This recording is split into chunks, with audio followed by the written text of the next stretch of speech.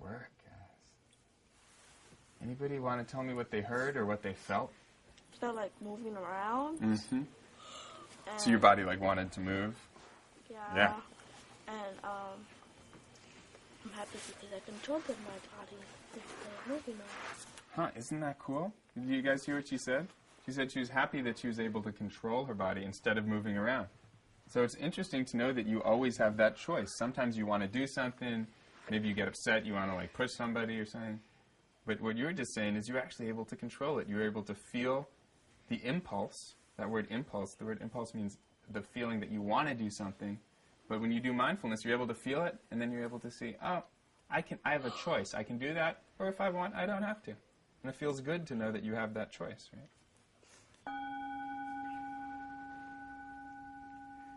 Keep listening.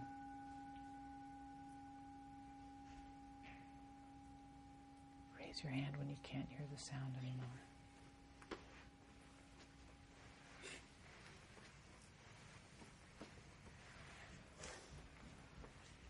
All right. I'm curious how that felt for you. I feel like I was at home, and when you ring the bell, it felt like my mom was cooking. Does it feel happy? Does it feel sad? It feels happy because then we can eat. So when you did that, it made you think of those things and you felt happy? Yeah. Okay, great. So if this is a boat and it's floating along and it wants to stop and it drops its anchor and it lands into the earth and the boat starts to drift away, what happens? It's yanked back. Yeah. Can it go very far? No. The anchor for the boat is like your breath. Your breath is the anchor for your mind. Did anybody notice you were thinking during those 2 minutes? Yeah. This is very natural. Every time we do this, you might notice thinking. Sometimes you might not. Maybe you focused on your breath the whole time. But often, we're going to notice that we were thinking. And when we remember it, that's when our anchor pulls us back. So your breath is like your anchor for your mind. You're paying attention to your breathing, and your mind starts to float away. And depending on how long your anchor rope is, your mind might go kind of far, and then you notice it, and you bring it back to your breathing. And every time I come, we'll practice this for a little bit. So right now, we're not actually talking about the raisins. We're just looking. And what I want you to notice is the difference between the two raisins. Here you go. And take a sniff of your raisin. It's really like So raise your hand when you'd like to share what you're smelling. Yes.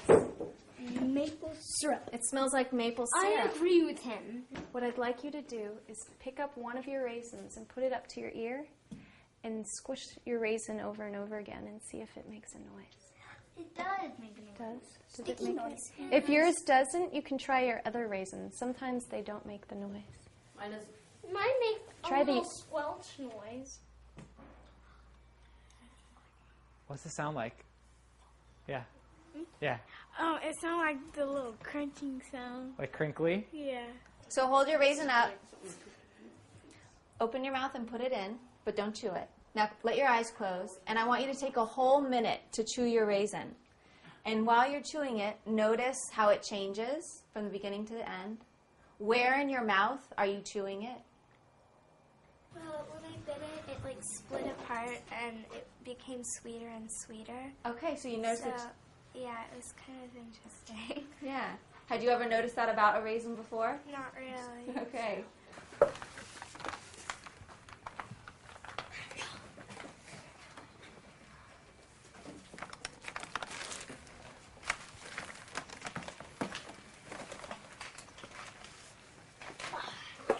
We'll take about 2 more minutes in our journals.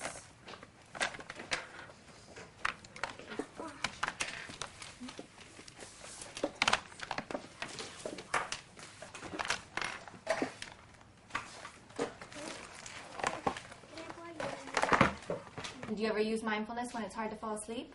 Yeah. And what happens? What do? You lay in bed and you focus on your breathing? Yeah. And what happens? But then I go to sleep. Then you go to sleep? Yeah. Did you have an understanding of what she was learning? On relaxing, No. think before you act, Yeah. you know? Yeah. No. And I noticed the difference in many ways. How now. so? Yeah, in many ways. Now she gets mad and everything, but she calms herself faster now. Huh. She found a way that she can actually be more calm. When before it was like a big drama all the time. Now, if the drama was like 30 minutes, now it can last just 10 minutes, and she would just relax. I've been using mindfulness. It helps me a lot of time. Just helps me get calmer, and it just makes me feel much more relaxed. And I can do my homework faster, more just focused on everything I'm doing and more aware of everything. Mindfulness does that. It gives you the space to think about how to respond to things differently.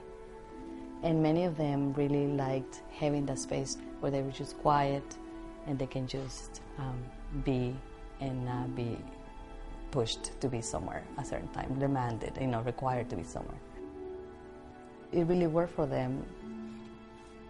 Mindfulness actually helps you relax and think about the problem and think about a solution to the problem and think about if you reacted in a negative way, what will be the solution to that or what will happen next. So it's definitely helped a lot. I don't think I've ever taught you guys about the vacuum cleaner breath, have I? The vacuum cleaner is when you breathe, being able to relax. If you're upset at your brother, if you're frustrated with an assignment, whatever it is, when we're frustrated, our body gets really tense. Let's try that for 1 second, ready? So what we can do is when we breathe in, just make your whole body really tense. And then when you breathe out, we'll let it all go. Let's do that a few times.